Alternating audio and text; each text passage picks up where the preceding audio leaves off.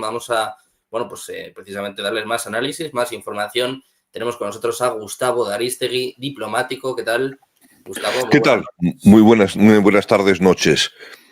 Bueno, pues si te parece, te pregunto por esto último. Se habla de una posible prueba nuclear en Baluchistán, se habla de un terremoto 4,3. Nosotros hemos podido verificar, pues que precisamente en estas páginas que alertan de terremotos hay una alerta en estos momentos que coincide precisamente con la frontera entre Irán y Pakistán. Se habla de un terremoto de magnitud 4,4 y fuentes locales, al parecer, estarían hablando de que hay altas opciones de que sea una prueba nuclear. Gustavo, ¿te cuadran estas informaciones y también este momento en el que esta mañana lo contábamos, ¿no? Irán está debilitado, igual su salida es esto, ¿no? Hacer una prueba nuclear o al menos dar a entender que puede hacerlo.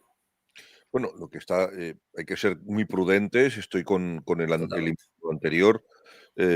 Si no tenemos unas pruebas fehacientes y concluyentes, tenemos que ser muy cuidadosos. En todo caso, lo que sí puedo decir es que si yo fuese el líder de la revolución islámica, el presidente no tiene nada que hacer, es un personaje completamente terciario, ni siquiera secundario, y yo tuviese acceso a hacer detonar un ingenio nuclear, sabiendo que el problema que tiene Irán, más que tener el ingenio nuclear, que yo creo que lo tiene, es cómo puede lanzarlo, cómo puede llevarlo hasta sus enemigos. Hacer una prueba es un aviso a navegantes muy claro, pero al mismo tiempo tiene un efecto secundario muy grave, y es que si tú le estás diciendo a tus enemigos: me estás atacando porque tú piensas que puedo llegar a tener un arma nuclear, y yo te estoy demostrando que tengo ese arma nuclear, la guerra no ha terminado. Claro, está dando la excusa, en este caso de Israel, para continuar. Se habla mucho precisamente de Fordow. Hoy ha hablado Donald Trump, también ha hablado Netanyahu, en este caso con Fox News, en la primera entrevista en un medio internacional tras el inicio de este conflicto.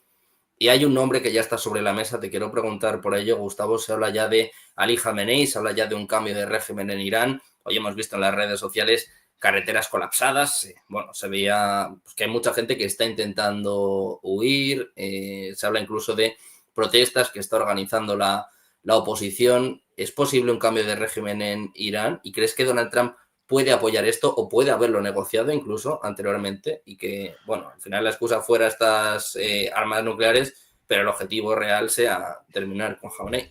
Lo planteas muy bien y lo planteas de una manera muy profesional. En efecto, lo que tú dices son las posibilidades y los escenarios que no cabe descartar en una situación como la actual. Lo que puedo decirte yo es que creo, francamente, que un cambio del líder de la revolución, se vaya a Ali Khamenei o se alcance a Ali Khamenei, no acaba con el régimen iraní. El régimen iraní es Claro.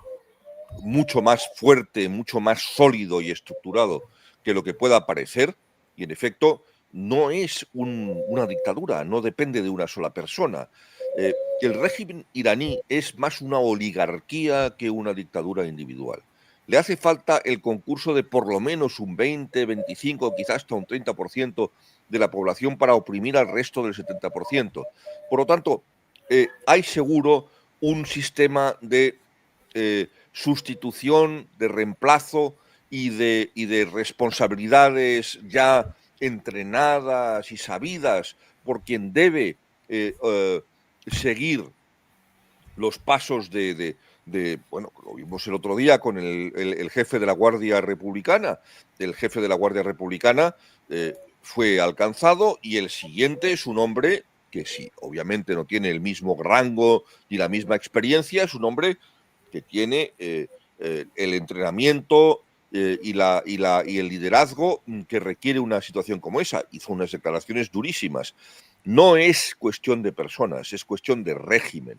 Y por lo tanto vamos a ver si todo lo que está ocurriendo debilita o no debilita el régimen, planta o no la semilla de la implosión del régimen, que yo creo que es más bien eso lo que está buscando Israel, más que un cambio inmediato del régimen, que eso, en mi opinión, no va a ser posible de manera muy clara.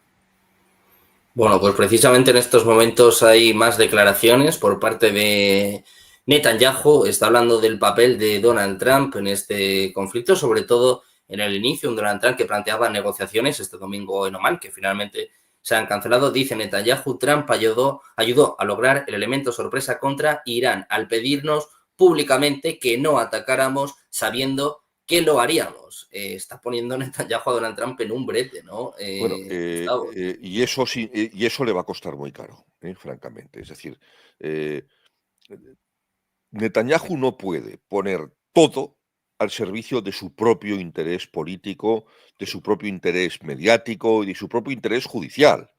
El presidente de los Estados Unidos, guste o no guste, es el presidente de Estados Unidos.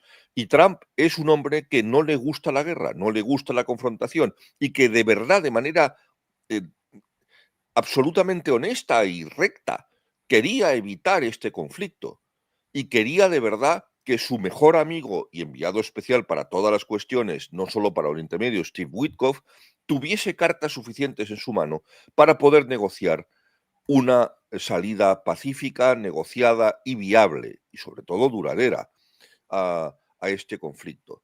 El que esto esté derivando en una especie de lanzamiento de barro, perdón, porque tiene más que ver con la política española que otra cosa, un lanzamiento de acusaciones, lanzamiento de insinuaciones que son muy graves en todo caso, me parece terrible por la parte del primer ministro Netanyahu, porque además, aunque fuera cierto, que no me parece que lo podría ser, es decir, seguro, eso ya lo hemos dicho en este mismo programa, o con Bizner y con otros en esta cadena, es evidente que Estados Unidos sabía que iba a ocurrir este ataque, porque había retirado todo el personal no esencial de sus embajadas y de sus eh, eh, instalaciones militares en toda la región.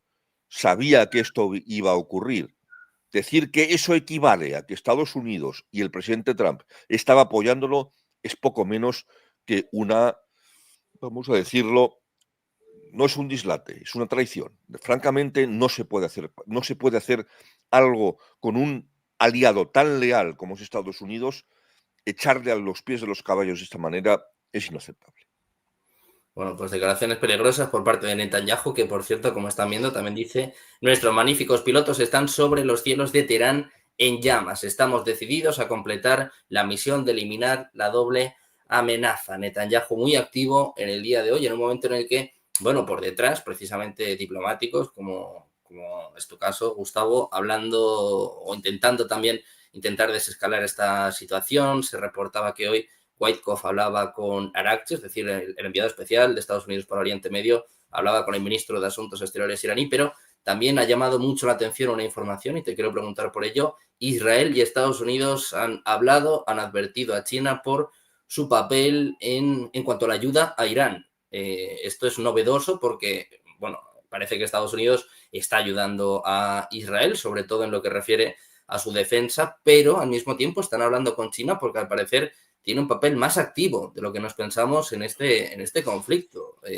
¿Esto puede ser posible, Gustavo? ¿Te sorprende que estén No, hablando o avisando a China? Que también se juega mucho, claro. Si cae Irán, China se lleva un duro golpe.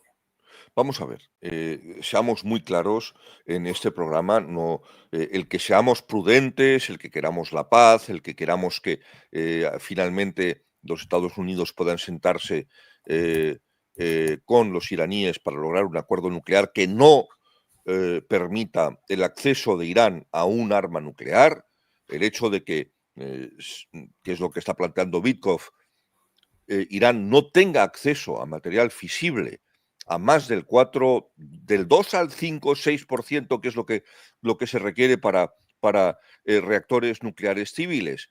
Desde luego no 60 ni 90, 90 es lo que hace falta para hacer armas nucleares. Estamos todos de acuerdo con eso. Pero de lo que no cabe la menor duda, de lo que no cabe la menor duda, es que el régimen de los ayatolás es un régimen abominable, un régimen execrable, es un régimen terrorista, es un régimen que en el pasado ha causado miles y miles de muertos en diferentes partes del mundo, Europa, Estados Unidos, América, Iberoamérica. lo decía yo esta mañana contigo mismo, los famosos atentados contra la embajada israelí en Buenos Aires o contra la AMIA.